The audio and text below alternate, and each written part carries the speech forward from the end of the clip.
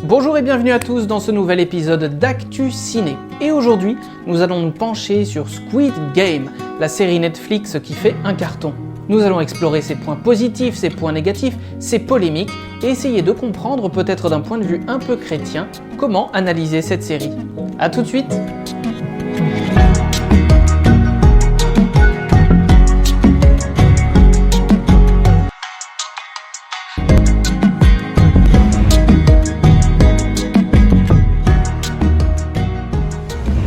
Alors Squid Game est une série coréenne qui met en scène 456 personnes, endettées jusqu'à la moelle, qui vont se rencontrer dans une compétition pour survivre à un jeu mortel en 6 tours.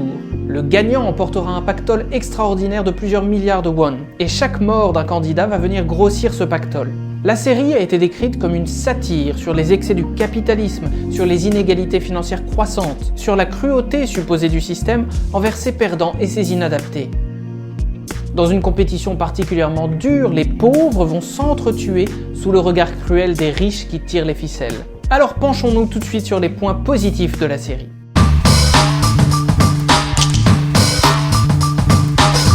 D'abord l'action. En 9 épisodes, on remarque qu'elle est rythmée, efficace, qu'on a envie de poursuivre, et l'identité visuelle avec sa touche coréenne est particulièrement soignée.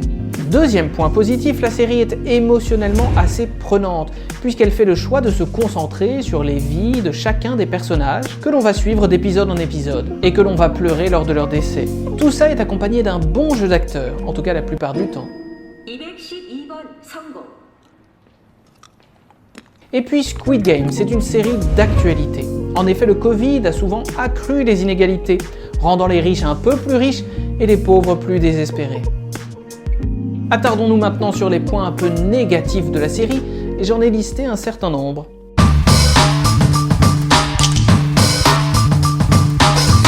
Le premier point est le plus évident. On l'a souvent dit, la recette ici de Squid Game est peu originale.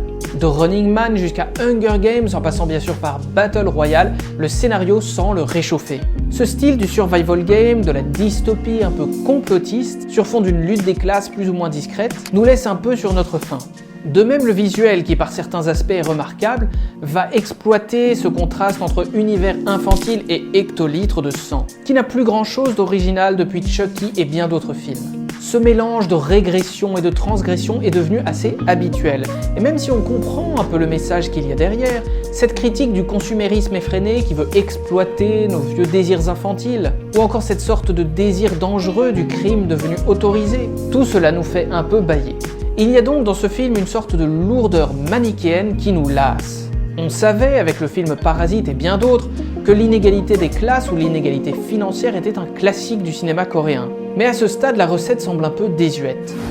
Le deuxième aspect négatif, selon moi, va dans le même sens. C'est vrai qu'il y a plutôt un bon jeu d'acteurs en général, mais les dialogues sont simplistes et répétitifs. La caricature est partout présente, dans la composition des personnages, avec le bad guy complexé, la mythomane névrosée, le loser au grand cœur, ou encore l'immigré au regard naïf. Et que dire des VIP, ces méchants qui financent le jeu? La plupart sont blancs, pervers, à l'accent américain. Pour eux, voir les pauvres s'entretuer est bien sûr un spectacle délicieux. Avec cette série, on entre donc dans une ambiance noire et désenchantée, où s'affronte un pessimisme majoritaire contre un optimisme devenu fragile.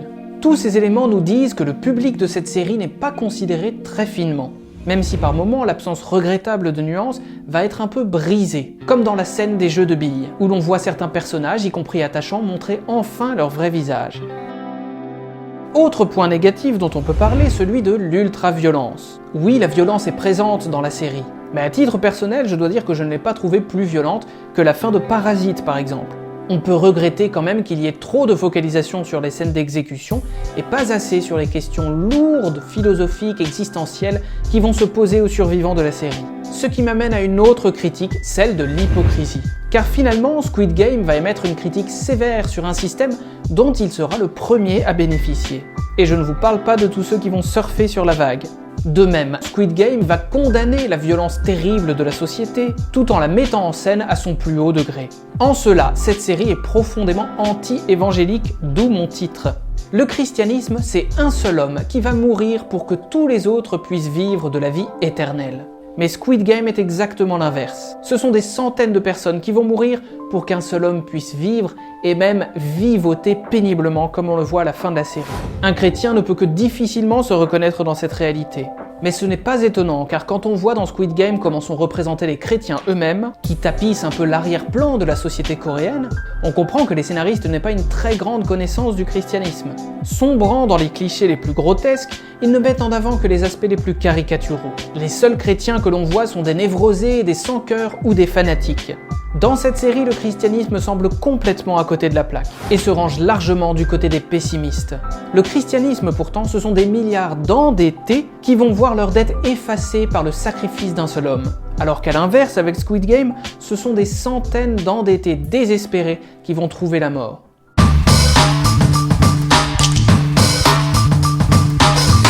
Voilà chers amis ce que l'on peut dire rapidement pour commencer sur la série Squid Game qui fait un tel tabac. Une série efficace mais qui n'a rien de révolutionnaire et nous laisse un vrai sentiment de déjà-vu. Merci pour votre attention et je vous dis à la prochaine fois.